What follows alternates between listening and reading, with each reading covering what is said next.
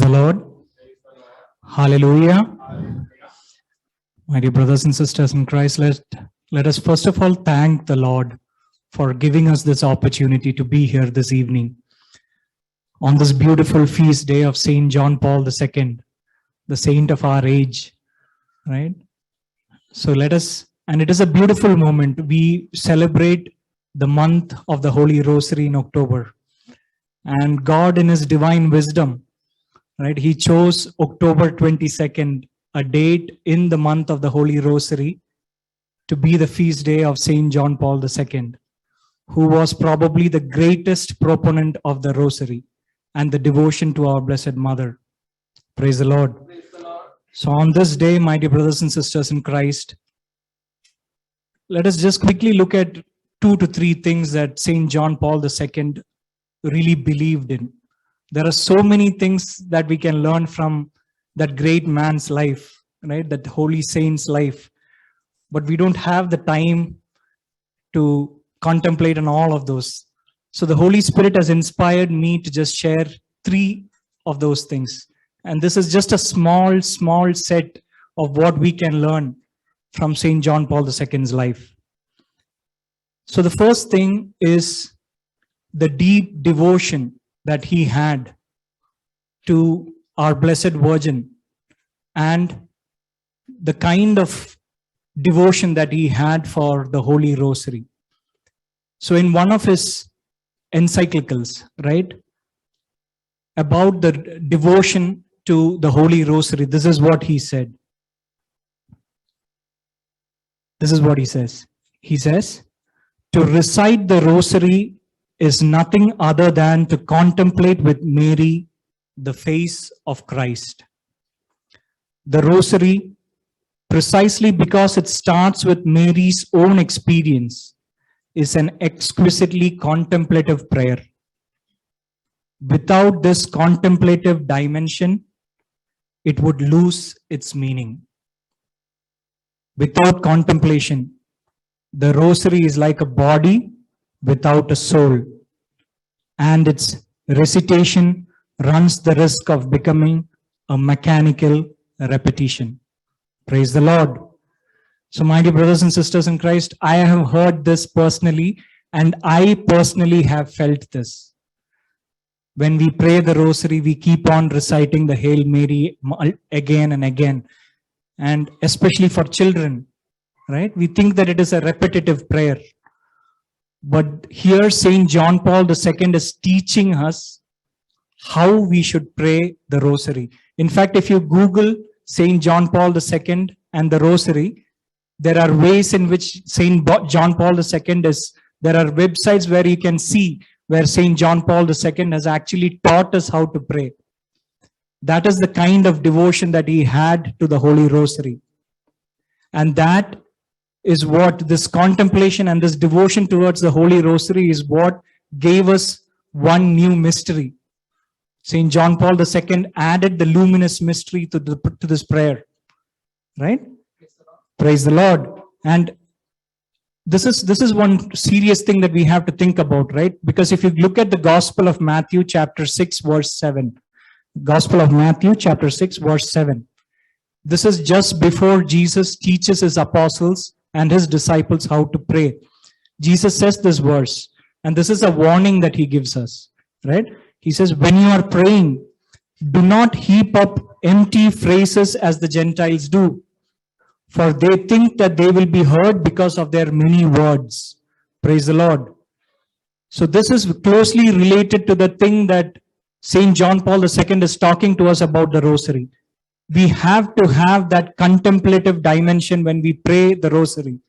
We have to contemplate on the life of our Lord when we are praying the Rosary. And that is what gives that Rosary its true meaning, its soul. Because without that contemplative dimension, as John Paul II says, it is just a body without a soul. Praise the Lord. And in Fatima, when our Blessed Mother appeared, she added a prayer and said, you have to recite this prayer after each and every decade. And we call it the Fatima prayer. And just now, when we recited the rosary, we recited that prayer. O my Jesus, forgive us our sins. Lead all souls to heaven. Save us from the fires of hell. Lead all souls to heaven, especially those who are most in need of thy mercy. Praise the Lord. So, my dear brothers and sisters in Christ, when we do the rosary, when we pray the rosary, and when we recite this prayer, we have to see through the eyes of our faith that souls who are in deep mortal sins are getting delivered by the intercession of our Blessed Mother, by the mercy that Jesus pours out on those souls. We have to see through the eyes of faith. And that is the kind of devotion and dedication that we need to have when we recite each and every rosary, my dear brothers and sisters in Christ. And this is something that the Holy Spirit has inspired me to share with all of you. The second thing that I quickly wanted to cover is when I was going through the different things that St. John Paul II had talked about our Blessed Virgin Mother. One of the things that struck me the most is he says that the Blessed Virgin Mary is the ultimate model for the faith in divine providence. Praise the Lord.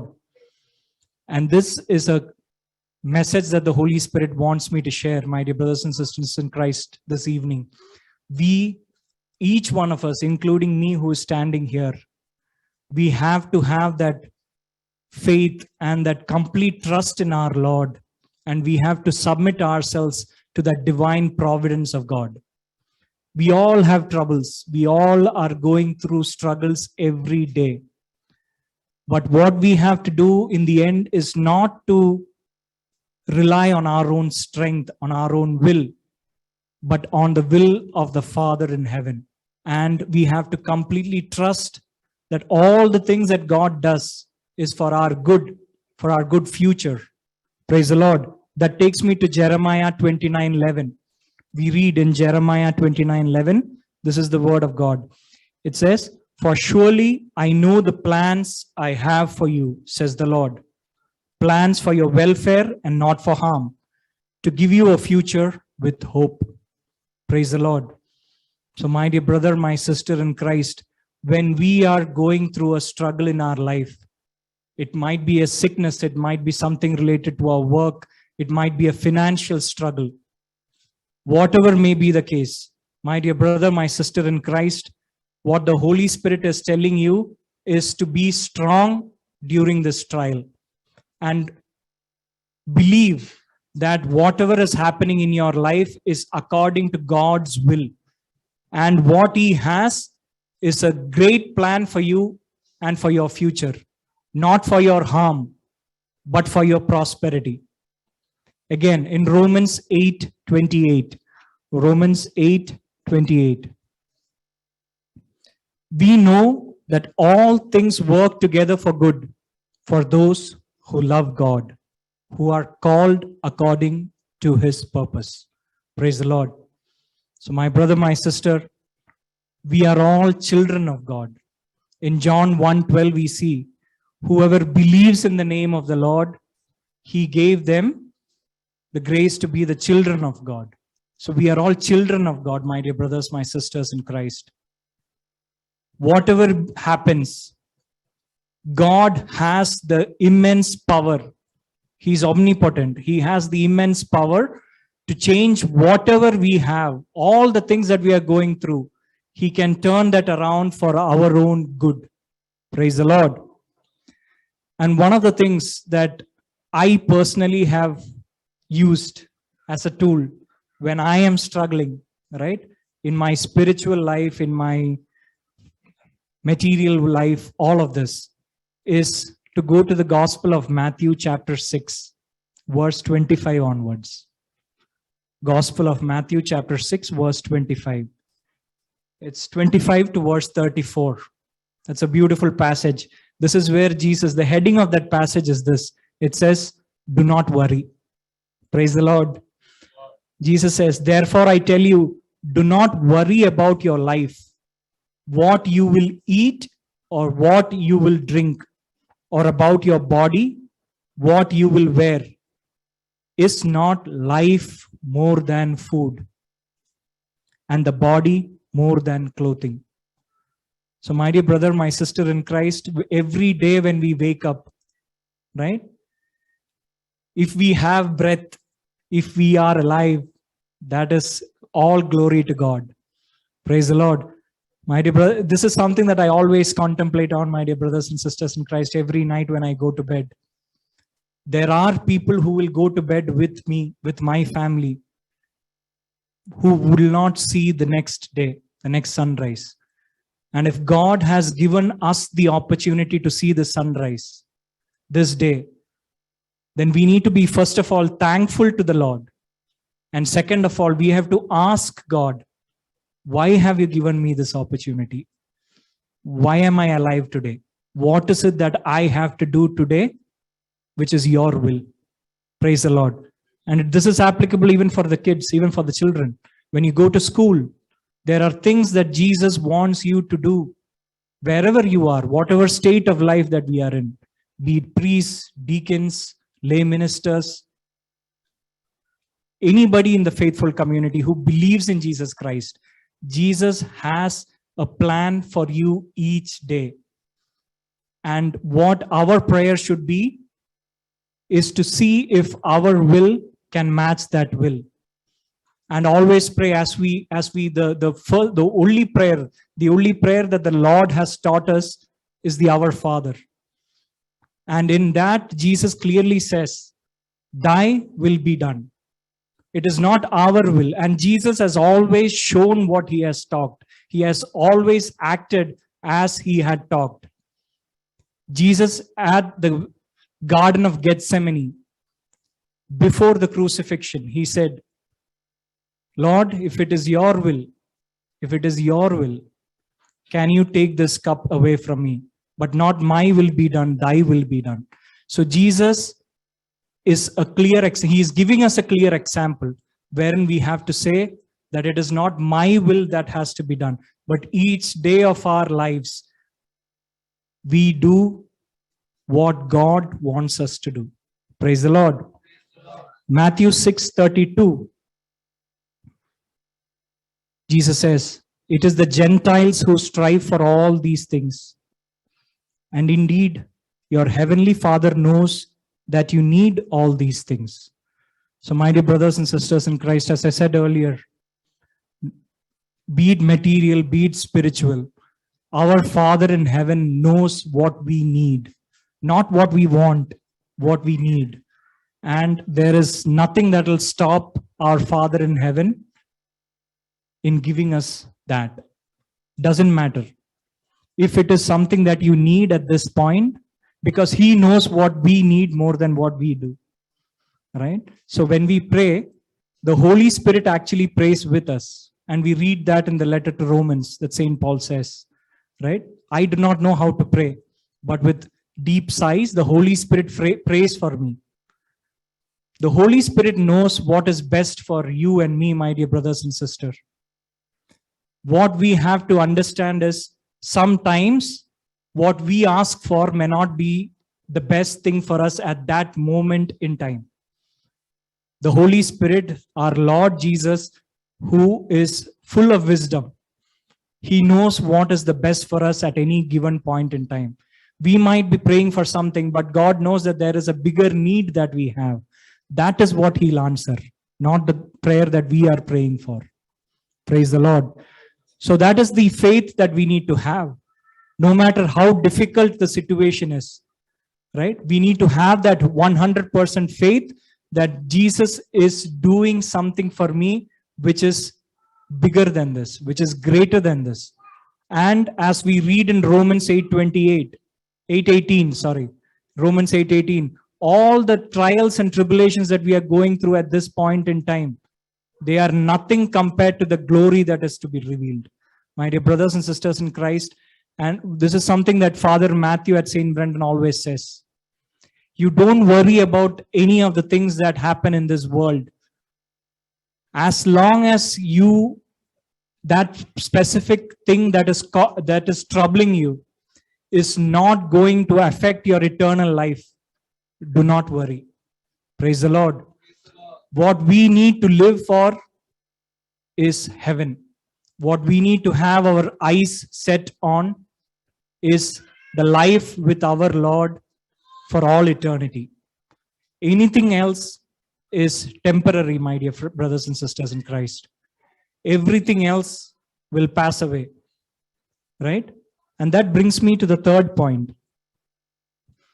One of the biggest things that St. John Paul II did was to emphasize on the importance of human life. He considered love as the greatest and the supreme value.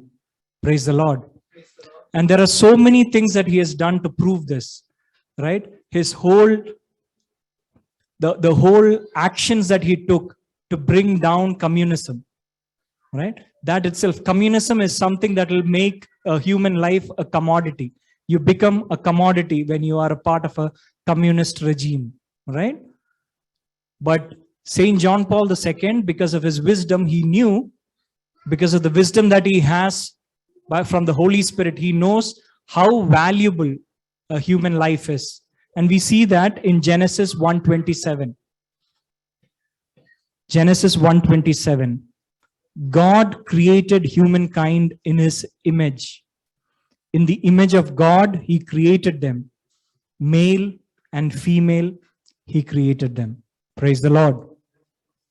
So, my dear brothers and sisters in Christ, this is something that St. John Paul II promoted immensely, right?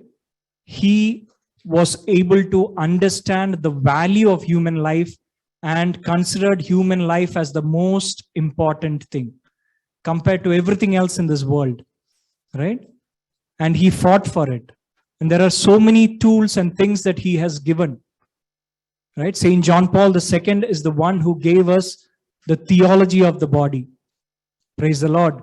He taught each and every one of us how to look at someone else, how to love somebody else, how to look at someone as Jesus looks at us and how Jesus looks at them. Why do we say, my dear brothers and sisters in Christ, that love is the supreme value, right? When Jesus was asked, what is the greatest commandment? He condensed all the 10 commandments into 2, right? And he said in Matthew chapter 22, verses 37 to 39, both of them are about love. One is love your God. That is the first and greatest commandment. And he says, the second one is no lesser. It is as important as that. Love your neighbor as yourself. Praise the Lord. And later on, when we see in John chapter 13, verse 34, Jesus says, just I have loved you. He says, I'm giving you a new commandment. So he's again emphasizing the importance of love that we need to have for each and every human being that we see around us. He says, just as I have loved you, you also should love one another. Praise the Lord. So my dear brother, my sister in Christ, this is something that we have to practice in our lives. When we see somebody around us who is struggling, they might be in a sinful state, they might be going through some struggle, right? They might be away from God. But what God wants us to understand is not to become judgmental. And this is something that is easy for the evil one to bring to our minds, especially when we try to lead a holy life, when we are trying to lead a life close to the sacraments, close to our Lord. The temptation that the evil one brings into our mind is this: when we see somebody who is in sin, right? The first thought that might come into our heart is a thought of judgment. But Jesus clearly says, do not judge. And that is again clearly written in the gospel, that we should not be judging someone. Just as Jesus has touched you and me, my dear brother, my sister in Christ, Jesus died on the cross even for that mortal sinner. So what God wants us to do is to tell that person that Jesus has died for his sins. And no matter what he does at this point, he needs to understand that Jesus loves him repent about what he is doing, and come back to the Lord. That is the message. That is the gospel that we have to keep on giving to all the people that we see around us, be it in your school, be it in your workplace, no matter where we go. That is the message that we take. That Jesus came down from heaven, became one of us, right? He reduced himself as to one of us. God became man. That is more like us becoming something lesser, right? God became man. He came into this world, and he came as a poor man, poorest of the poor, and he died a very gruesome death for you and me, my dear brother, my sister in Christ. And that is the gospel. That is the message of love that we have to preach no matter where we go. And when we see somebody who needs that message, that is what we give him.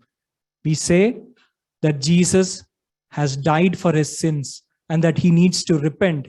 She needs to repent and come back to our Lord. Praise the Lord. And in John chapter 21, verse 15 onwards, right?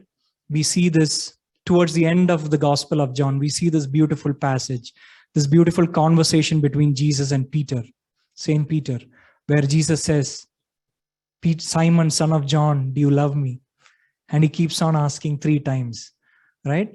And in the same way, right, just like Saint Peter denied Jesus in that same similar kind of a setting, Jesus comes and asks Simon again, do you love me more than these? Do you love me more than these? He asks it 3 times. The same number of times that Saint Peter denied Jesus. Jesus is reenacting that, right? What we need to understand, my dear brother, my sister in Christ, is Jesus, whenever we have that temptation to do that sin, to go away from God, to deny our Lord Jesus, in our eyes of faith, we need to see Jesus standing there. It might be because of our pride that we are going to do something, right? We might get angry about something. All that Jesus is asking us at that moment in time is, Jimmy, Son of God, do you love me more than these? So what we need to see in our eyes of faith is my pride standing there and Jesus standing there, and Jesus asking me, do I love Jesus more than my pride? Do I love Jesus? Am I willing to do things for Jesus and get rid of my selfishness? Am I willing to take my heart and unite it with the sacred heart, which is flaming with the love that Jesus has for us? That is the question. That is the love, message of love that Saint John Paul II preached. He has gone to 129 countries. And I'm sure this is what he preached. He has preached about the value of love and the value of life to each and every country that he has gone to. And that is the same message, my dear brother, my sister in Christ, that the Holy Spirit is giving us today. Right? And again, in Job chapter 1, verse 21, we read this. Naked I came from my mother's womb, and naked shall I return there. The Lord gave, the Lord has taken away. Blessed be the name of the Lord. So my dear brother, my sister in Christ, this evening, if you are going through a struggle, if you are losing things, if you are losing your health, the tendency, the temptation that the evil one will bring before you is to deny our Lord. What we need to have is that same grace that Job had, to say, God has given, God has taken away. Blessed be the name of God. So my dear brothers and sisters in Christ, with this, I would invite Deacon Joe to give us a final prayer and a blessing. Praise the Lord.